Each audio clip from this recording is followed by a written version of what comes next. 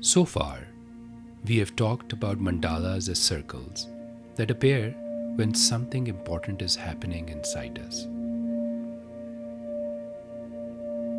We have also talked about how we can look at mandalas as us in the center and the rest of the world around us. We have also talked about how mandalas are about focus on certain thoughts and how the rest of the world organizes around those thoughts. Now we are going to look at why that happens. What is going on inside the mind when mandalas appear? This is where mandalas stop being only drawings, but they start becoming a way that the psyche takes care of itself. A psychiatrist named Jung noticed something surprising while working with people. He noticed that when people were going through big inner changes, they often drew circles, even when no one asked them to. They did not plan to draw mandalas. They did not know what they were, but they started showing up in dreams, in writings, in simple doodles, where the same theme would go around and round in circular motions. And this showed up especially during grief, illness, confusion, crises, growth, or big life changes. Jung summarized this observation in a simple way. The mandala appears when the psyche is trying to heal itself. Why would that be? Because during difficult or changing times, our whole way of understanding the world can be shaken. For example, imagine you always believed that life was gentle and safe, and then you suddenly witness violence or loss. Now you have new information. Life can be kind, but it can also be painful. How do you hold both of these truths at the same time? That process, taking new information and reorganizing how we see the world, is what we mean by psychological reorganization. When one set of beliefs is replaced by another set of beliefs that is more complete for our situation, an evolved, higher order of organization. And that is exactly when mandalas tend to appear. So it's important to say this clearly, that mandalas do not diagnose what is wrong with us. They don't explain our problems. Instead, they compensate for any imbalance by balancing them into a more harmonious whole. If our view of life becomes too narrow, too hopeful, or too harsh, or too one-sided, the psyche looks for a way to restore balance. And a mandala is one way it does that.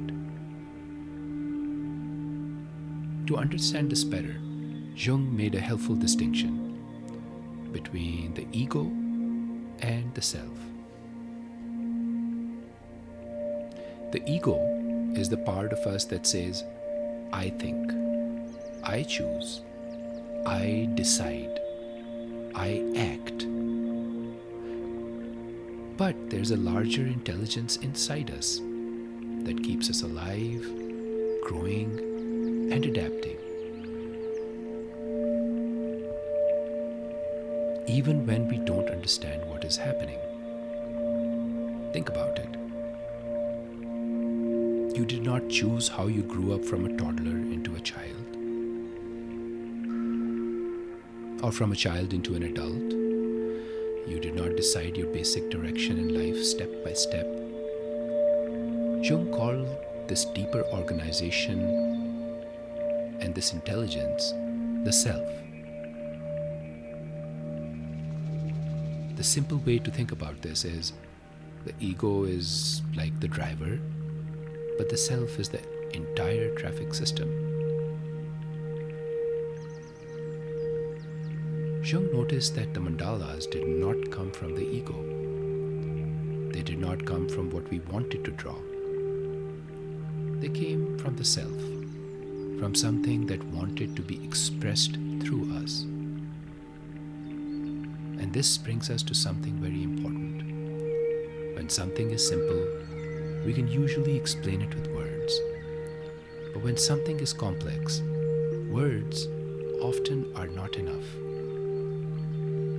Think about strong emotions, mixed feelings, conflicting thoughts, big life questions.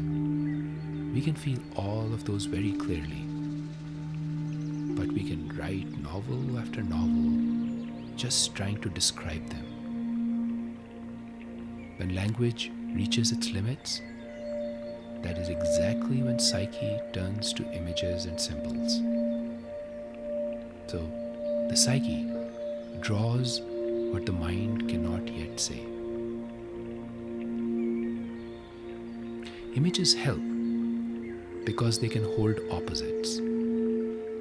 They can hold gentleness and difficulty, logic and feeling, hope and fear, all at the same time, without needing to decide right away. The rational mind or the thinking mind goes from one opposite to the other opposite trying to make sense. A symbol makes sense of everything right away. So images give us information without making us conclude whether this is one opposite or the other opposite. We do live in the worlds, two worlds at the same time. One world is logical, orderly, and rational. The other is emotional, imaginal, and sometimes irrational. Trying to live in only one of these worlds does not work very well. Living only in logic makes life dry. Living only in imagination makes life chaotic. And a mandala stitches both these two worlds together. Logic sees patterns, it sees structure, and it sees symmetry. Images, however, carry feeling, meaning, and intuition. A mandala allows reason and imagination, both these worlds, to communicate with each other. This is why the unconscious matters. A lot of what guides us happens outside our awareness. Our habits, fears, reactions, likes, dislikes, dreams, body responses. Being in touch with the unconscious mind helps us gain more information. And ignoring the unconscious doesn't make it disappear. Just because we don't listen to it does not make it not be there. It actually becomes a whole lot louder, trying to get our attention. Like pretending to like someone you don't. If you ignore that, the truth eventually finds a way to show itself. Mandalas give the unconscious a safe way to speak without overwhelming us. One final boundary is important here. Jung warned against turning mandalas into puzzles. They are not riddles to solve. You don't have to figure out exactly why you drew something. What matters more is the movement of drawing, you choosing to draw and put your attention to it. the choices that you choose about colors, about shapes, about symbols, and what seems to be harmonizing, what is compensating, what feels stabilizing. Even when we don't understand a mandala, it can still be doing its work. Once again, I would repeat, the mandala appears when the psyche is trying to heal itself. In the next part, we'll look at how different parts of us arrange themselves inside a mandala and how to draw one without forcing meaning or interpretation on it.